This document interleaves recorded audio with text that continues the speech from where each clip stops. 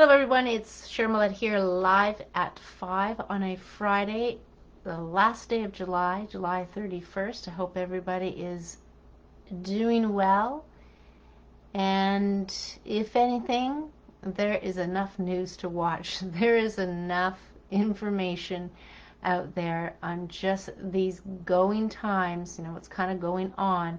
I'm going to bring up some things, but I did want to talk about why.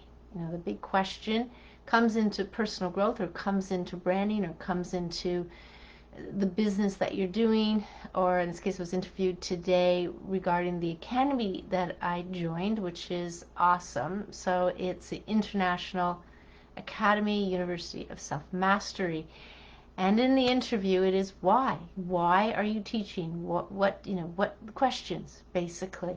And asking the questions here is about bringing us to the point where we ask questions and we investigate and we keep our ears open and we keep open.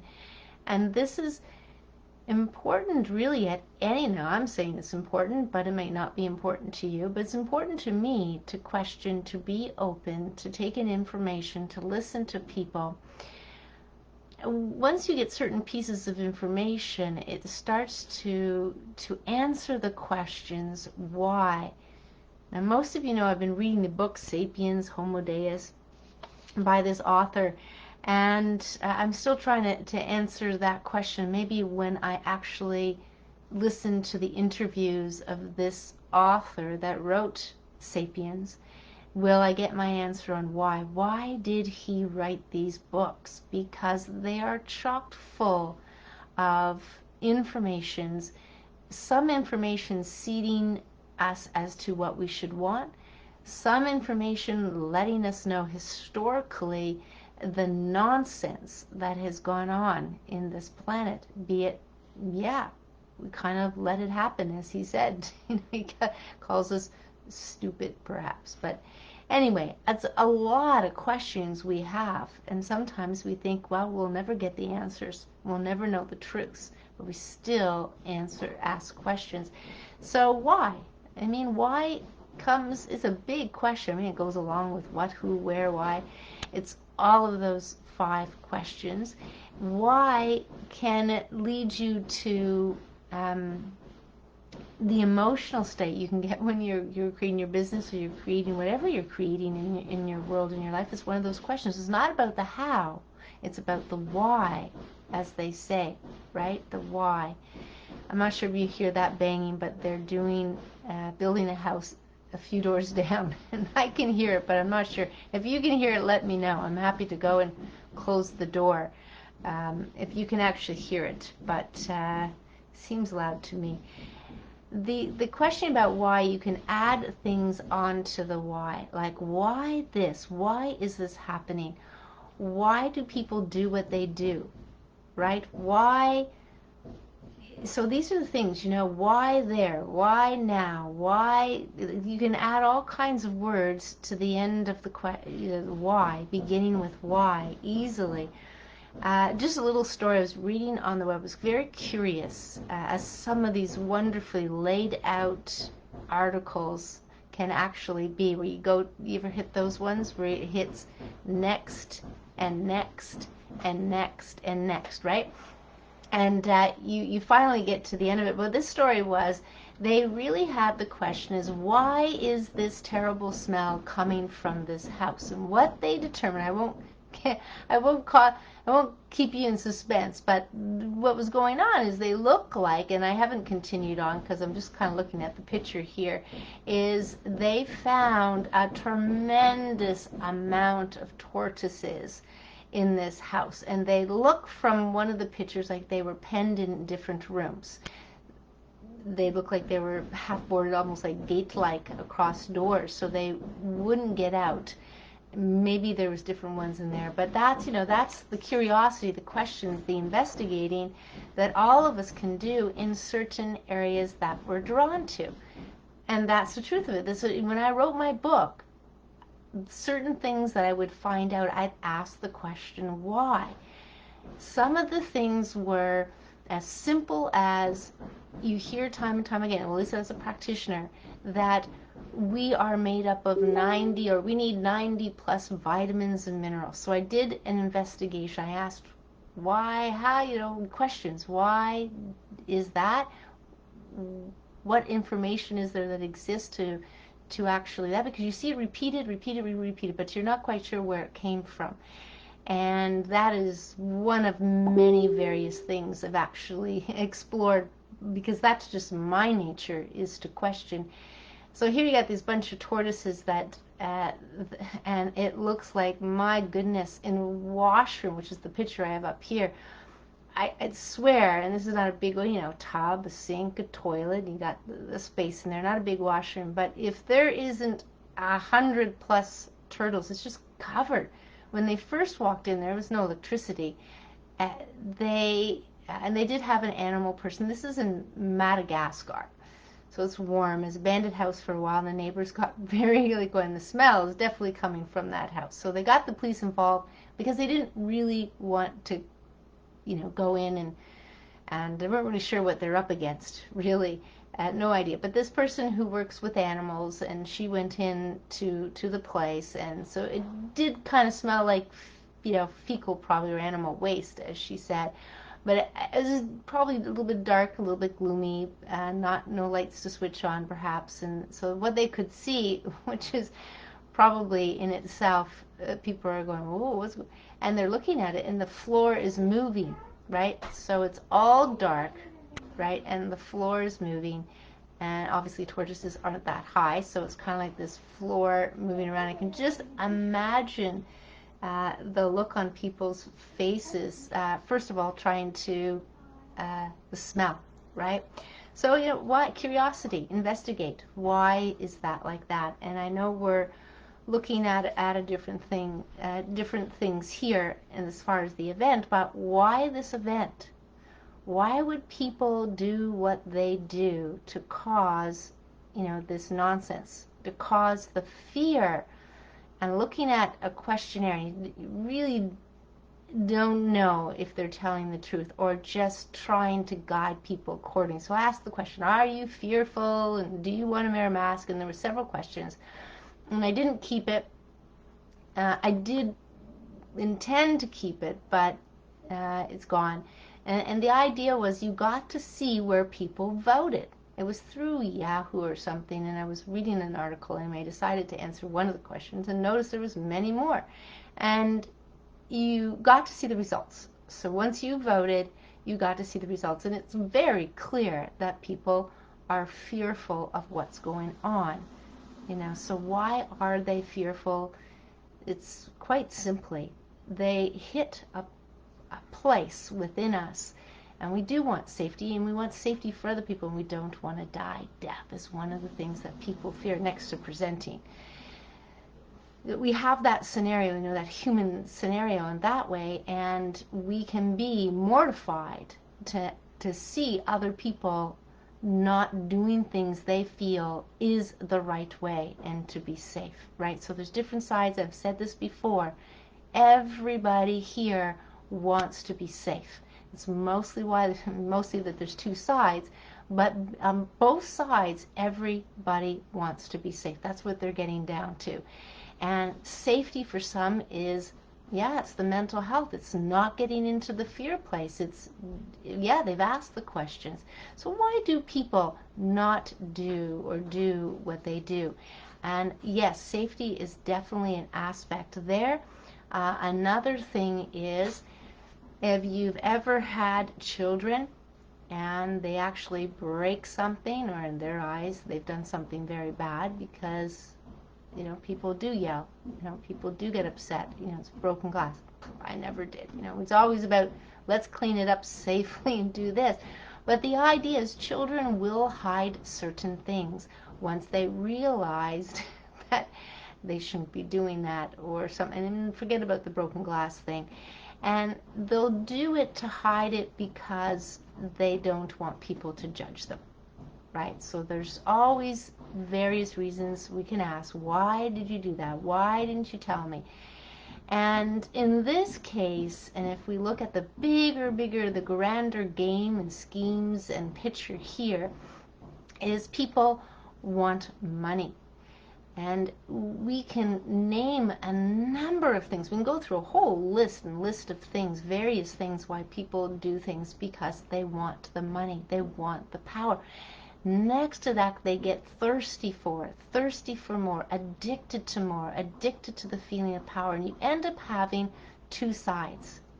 Okay? You end up having the side that wants that more and more, and you have the other side that is giving it to them. It's like a bully relationship, right? You have somebody over here that's not happy, or probably feeling a little bit guilty of what they're doing in some ways, or getting a high off of it. And so it makes them feel good.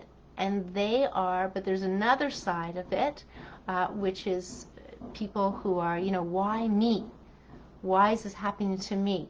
And so besides the thirst, the power, the money, even the fame, right? Even the fame. And you see that with bullies, or you see that with groups, there's a leader, and they want to feel that they're a part of something, so people follow that. So there's really just simple psychology here in a lot of ways. We could argue the fact that we know why some of this happens in all the variations and unique situations, and then what are we going to do about it? What can we do about it? To me, the idea is bringing it down to simplicity, which is people, all the differences we have, it doesn't even matter. You could check off similarities in several dozens or whatever ways, but at the same time, there will be certain uniqueness. If you go into beliefs, wow, there's going to be such variation in that. And if you go into stories and life stories, there's going to be a lot more variations there. So differences is to accept, as we're getting more and more sense for, is to actually accept. So why we do everything, why we do anything, why we think the way we think, is for the reasons they are. They're going to be unique and different, but there's going to be some similarities due to the nature of people wanting power, the nature of people getting thirsty, of wanting more money, more power, and all of that. It seems to me in this scenario, why putting the fear, why creating a certain pandemic, let's just say that. Why? Because when you put the fear into people, they're going to do exactly what you tell them, because they're focused on safety. And on the other side, people are not going to do that because they're also focused on safety. And we understand things differently based on the information we're taking in, based on our connection, based on our knowledge in some cases. So we just kind of deviate down two different roads as we have here. But coming together is going to be extreme, is going to be key. That's going to be very key. And more people are asking questions, which is great. And I always like to kind of, when I see people, is, so, what do you think's going on? Or what's your opinion on this? Or have you heard this? And asking people questions seems to break the ice a little bit. It seems to soften it, but at the same time, I don't want to have any intentions about what I'm going to get back as far as information goes. It's kind of over the map, and who am I to say too much at times? And so I got to kind of play with that. But the idea is, we can continuously ask questions and ask questions based on everything that we watch, and not take it at face value. The idea is, why is certain things coming up more than other things, like the sex trafficking thing? Why is that coming up more and more? Is it because it's been around for so long, and that there are literally hundreds of thousands of children just in the U.S. alone go missing every year? We know there are missing children. We have heard time and time again. Do we ever get to hear about the end results? Well, that goes for everything. Right? That goes for everything. But I have spoken directly with people that will tell you, and then this is decades ago, probably 60 years ago, maybe even more, where this child, she was 3 years old, and she remembers an adult coming with candy. She was outside playing outside, her parent was out there, and she was being guided, held by hand, by a beautifully dressed woman with candy, and a gentleman waiting in the car. And she was almost at the car, probably only a few feet, and her sister is coming down the walkway and calls out her name, and instantly the woman dropped the hand and went into the car. So she remembers that vividly. The idea is that is not uncommon, in the sense of, remember, don't talk to strangers, those kind of things. And so this has been going on for a very, very long time, missing children. But add on to that, desperate parents, and parents needing to survive, selling their own children. Yeah, that's also happened. So you kind of broaden to that. Well, why? Why did children go missing? Why did all the native children go missing and found mass graves? Why is there this, Epstein fella, probably only either the tip of the iceberg and many other things around it, or part of the iceberg, and what's below that is still, all the things we maybe not need to expose to because of the horrific nature of what can be, in our mind. But at the same time, why was Clinton's name on the flight log? Why? And we can ask questions and ask questions, and at times what I have discovered is there's truth to it. So Clinton can say whatever he wants, but in my experience, the truth lies in the documentation. So it's really easy for people. Again, they don't want to be judged. They want almost to confuse the people. And of course, if they have any leadership or power or stuff like that, oh no, they're making up lies, right? They're making up lies.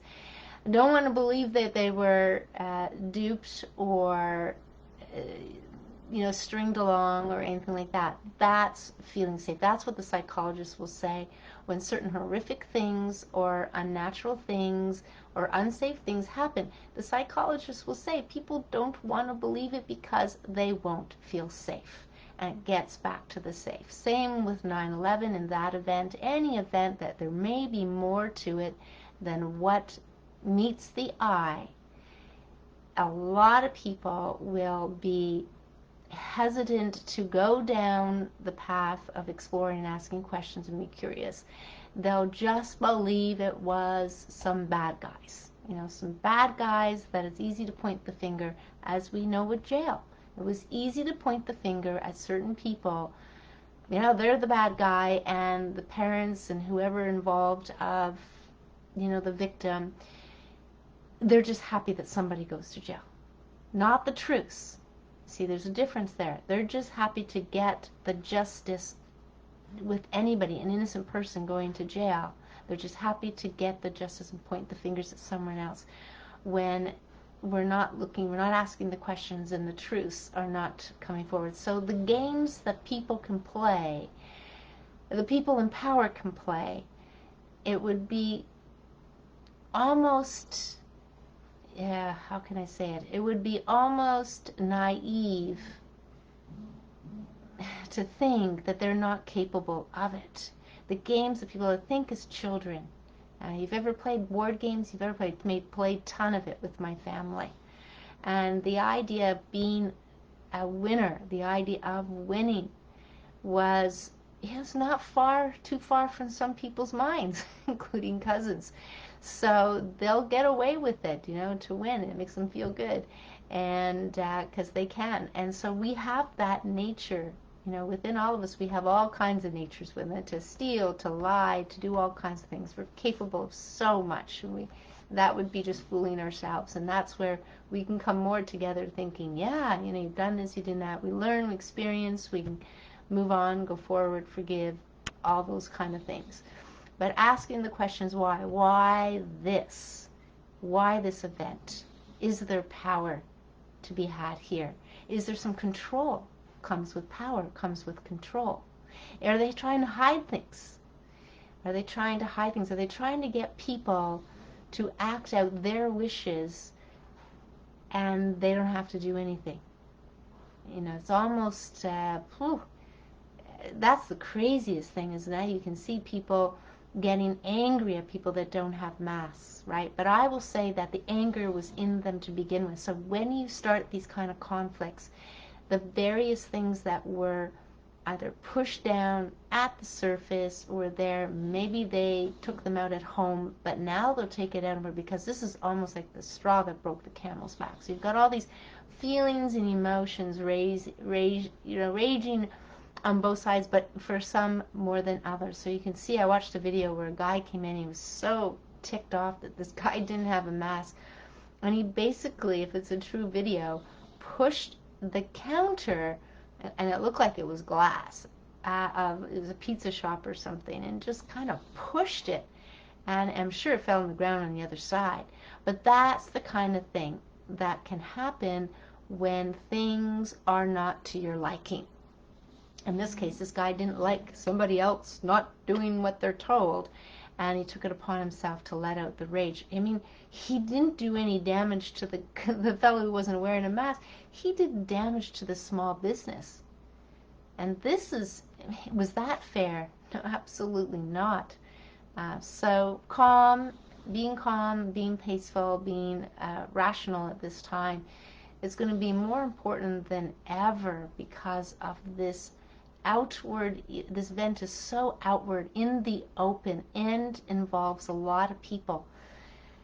So is it worth it? You know, is it really worth it to say something to that, even to say that guy? Maybe this guy could have, and as we do road rage. So just think about road rage. Is it worth it to say anything? Now, some people can't hold back because they get so irate, but that anger is already in us. If we can act it out, it means it's there. I mean, you try to get a peaceful person to do something that's just not in them, or try to get somebody to do it's not in them. You're not going to get them to do it. It just isn't going to work that way. You'd have to push a lot of buttons, perhaps, and some for others and some more for others. So lots of questions around using why, or any of, why, how, when, where, what. All of questioning is important, and investigate. And it's interesting that if we can remain open, that's a big word, is remain open to understanding both sides. As they say, put yourself in the other person's shoes. In this case, better understand the other side. I see what happens is you got the blinders on, right? Like a horse, got the blinders on so they don't get distracted with whatever's coming to them on either side. They can stay focused. So in some cases, focus is great. In other cases, focus may just divide us, and we don't get to a place where we're kind of coming together. And I think that's the most important message I can kind of get across, is to come together. And we have to be able to voice what we're most comfortable with, and voice our opinions in a non-judgmental way, in a non-convincing way, but just be able to speak what it is. Now, the thing to understand about communication is quite often we can't explain everything in a very short period of time, and sometimes communication is an art, it's a skill, and this is not the easiest thing for the average person sometimes. And at times when the feelings get to the feelings and emotions start to build up, it might not be the appropriate time to get in. It's no different with any argument. Thinking all of a sudden this subject is like, whoa, how did we get there? There's some tools for that where you can just walk away. You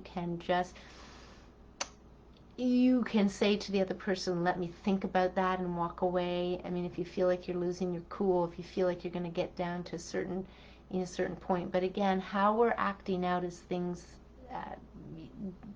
you can take it a little bit further, and we can kind of dive into certain things. For instance, anger. I mean, it's one of those big emotions, and people are angry for different reasons, and maybe for a long time, maybe for a short time, maybe because it's due to one thing. And what happens is, when anger is when it starts down that road and it's not dealt with, it comes out in many different ways. In relationships, or angry about this or angry about that. And it's not this or that.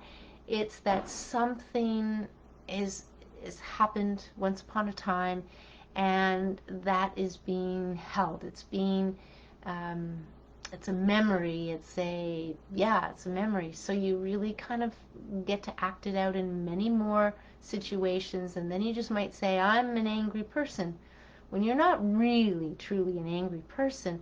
You have reasons why you've been angry, yes, and you can see the stories, the anger stories throughout the life, and where it has shown itself that way.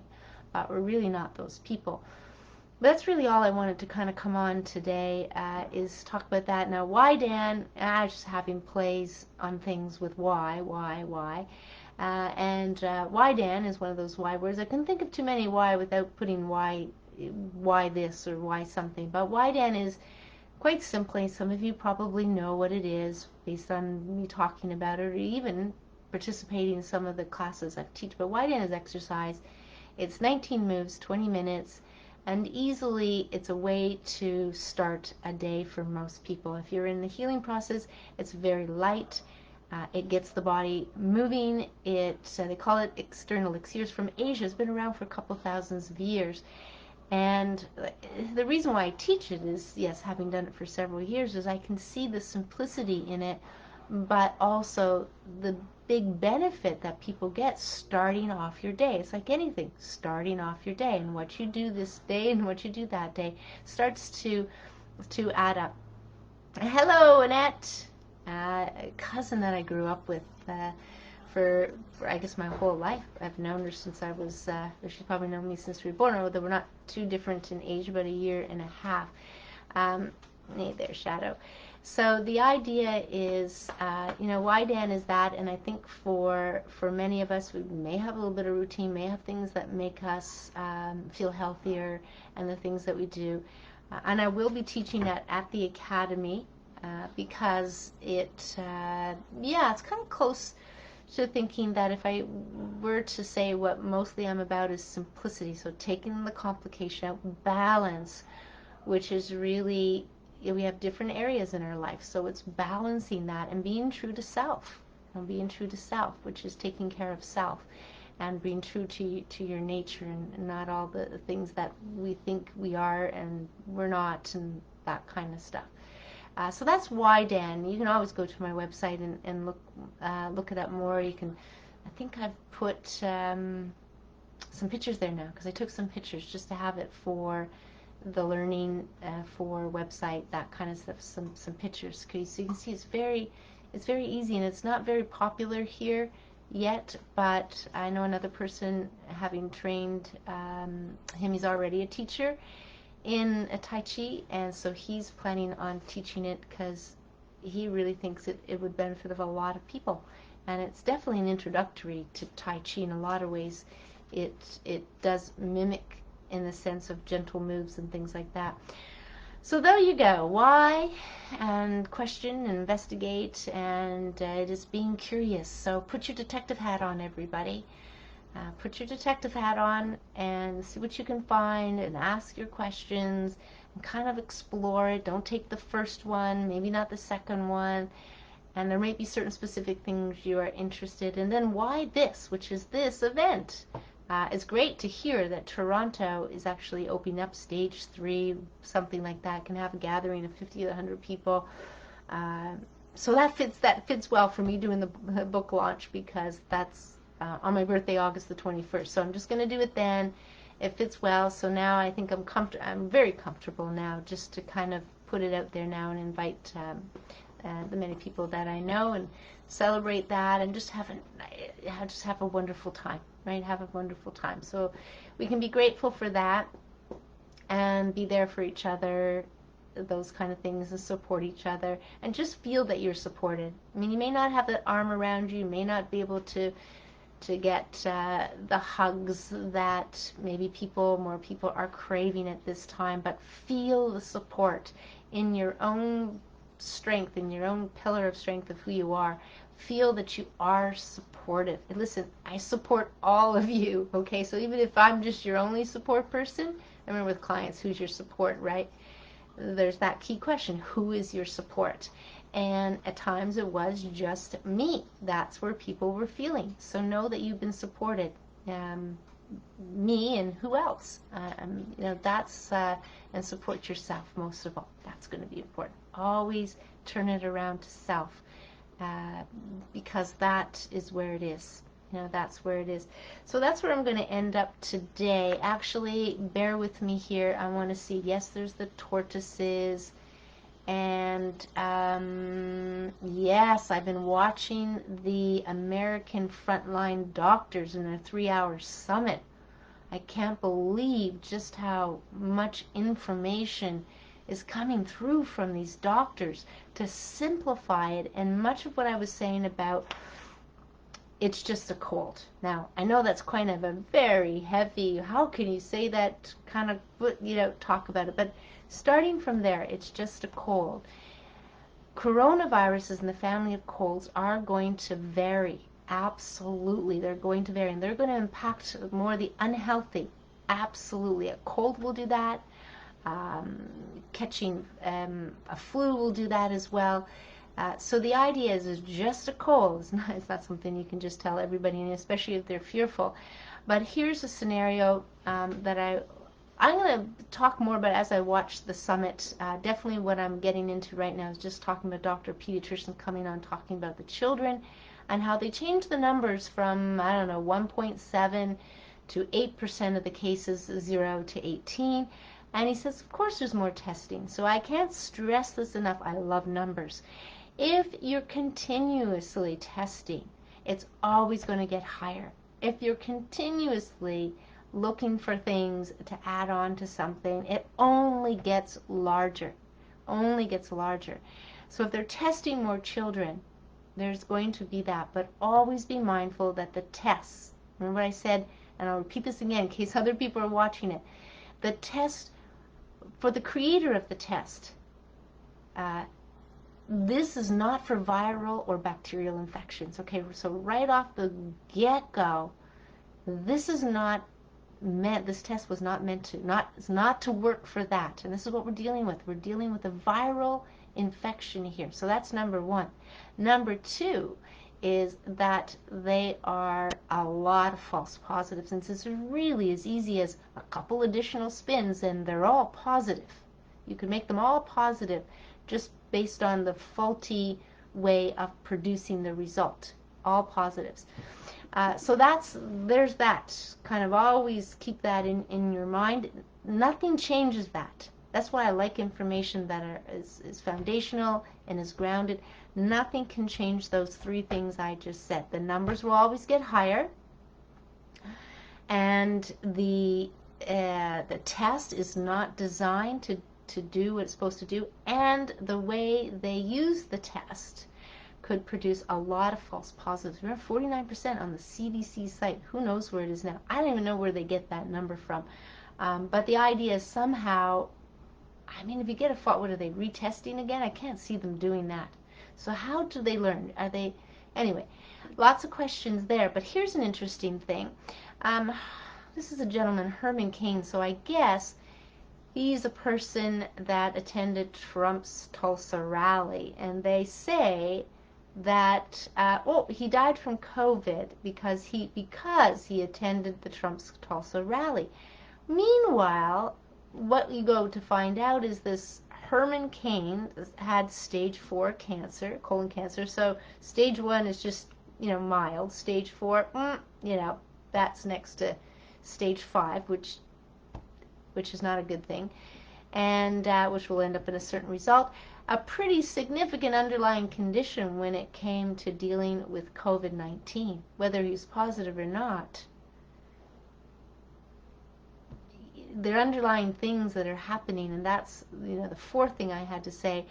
In the case of Italy, where only 12% of the people died from COVID, and they have a large, elderly population with, on average 3 comorbidities, where A number of people die every year anyway from various things. Listen, the epidemic or pandemic is more about the increasing the health issues that are happening around the world, and the increasingly number of vaccines that are given to people with toxic material in it. And I have spoken to people who have been life-changing flu shots, right? So let me see what else there is kind of there.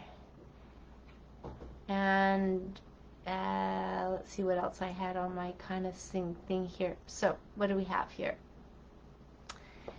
Yes, lovely children and their friends coming in. So I'm just going to go and see if I can find anything. Yeah, so if you see the link under the last live at 5 Americans Frontline Doctors Summit, and you're into health, or you're very curious about this, I highly recommend you watch. You don't have to watch all the 3 hours at once. I haven't even watched all the 3 hours. So let's see if there's anything that kind of comes up here. I haven't finished watching that. Letters. So there's all these kind of letters. Let me just open this up here. To, in this case, an open letter to Italian government and members of parliament. It says, please note that this letter has already been widely circulated and the Italian people demand a reply. So they're kind of tagging on here in United States District Court case, which they have all of it, is Informed Consent Action Network versus the U.S., United States Department of Health and Human Services. As citizens of Italy, we demand that the Italian government and parliament, it depends on who they're made up of and where they're being held, their hands... mafia comes to mind, and who owes what favors and who is being paid and all that kind of stuff. And nobody wants their family members to be taken out. Seriously, this still happens today, people. Make available for public scrutiny and all unbiased scientific-based government documents proving that all federal approved mandated vaccines have been successfully tested for quality, safety, and efficacy, and or all documents detailing improvements in vaccine safety. That's very key, improvements, because they've already had issues there, as we can see the charges against from Africa on the damage they've done to children. Vaccine made by the Ministry of Health agencies, as is or should be required by law. Now let me remind the good people here and anything else, if you read about the research of how they safety and test safety of vaccines, which can take decades, the idea is they test them against other vaccinations. So there's no placebo. They test them against, do I know like that? No, I haven't done the research. I didn't write the papers. But everything that I've seen, and when you go into research papers, they actually have to provide you that information. They do.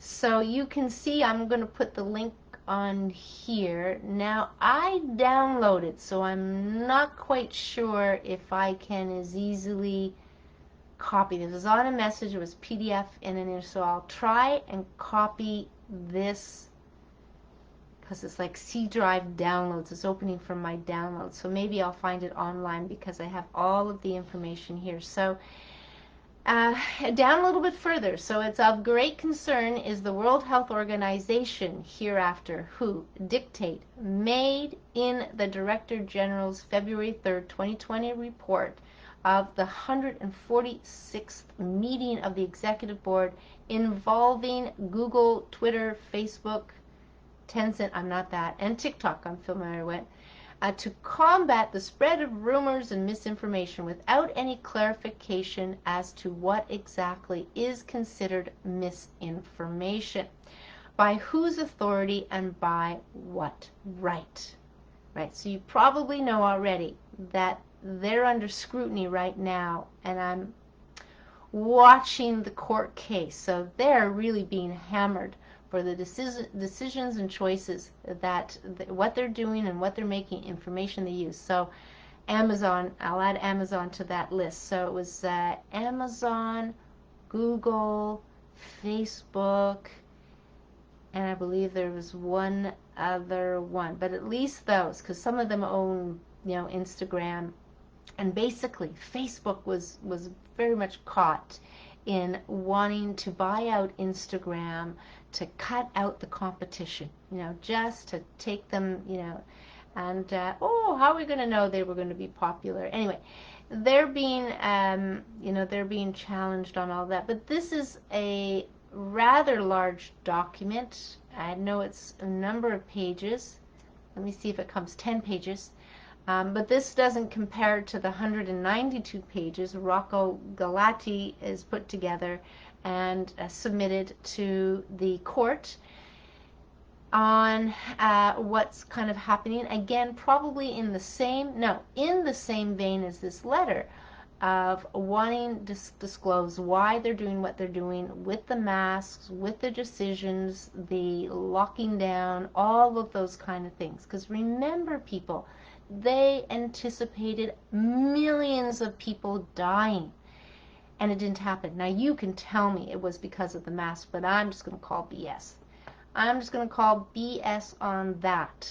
How brilliant of them to think that they have an excuse when it doesn't happen in their favor. But I'm grateful, really, for much of what came out of and can come out of an event. You have to look kind of like the good side and that side. So at the end of the day, we can turn things around. There's no question about it. We can turn the economy around.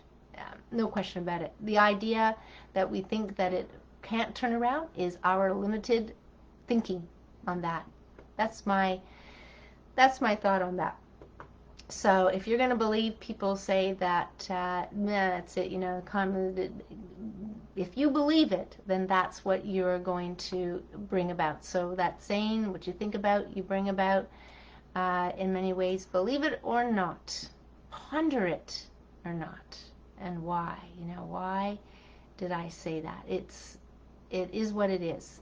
So anyway, I'm going to leave you there a little bit longer than 30 minutes, and that's really it I can see from that. There's a lot of great videos, and I thank everybody for sending me articles and videos. In some cases, they're being taken down. But what I've been able to do is look at the information as in the title. So usually there's kind of like a title or some sort of a link, and it actually gives me clues as to what the video was about. I just go on, I search it, I find it somewhere. And you can do the same thing as to that respect. So I'm going to wish everybody a good long weekend here in Canada, but I'm not sure if it's all across Canada. We have a long weekend. We have the August 1st. I don't know if it's called Civic Day anymore. Somebody who works on websites and for teachers, daycares, or whatever, thought she heard that there was a change in the name, or maybe once upon a time it was a different name. But here you go. So, but enjoy your day. Enjoy your weekend. Enjoy every day. And I don't think of the days as the work day and then you got the weekend day anymore. It just kind of brings where, you start thinking, thank God it's Friday. Oh, too bad it's Monday. And, just dissolve. I'm just dissolving different things that don't feel good, continuing on with that. So I'm going to wish everybody, again, a wonderful evening, a wonderful weekend. Be calm, stay at peace, be aware, support each other. Let's come together more and more. I'll repeat myself, I'll feel like I'm repeating whatever those things are. Anyway, take care, and bye for now.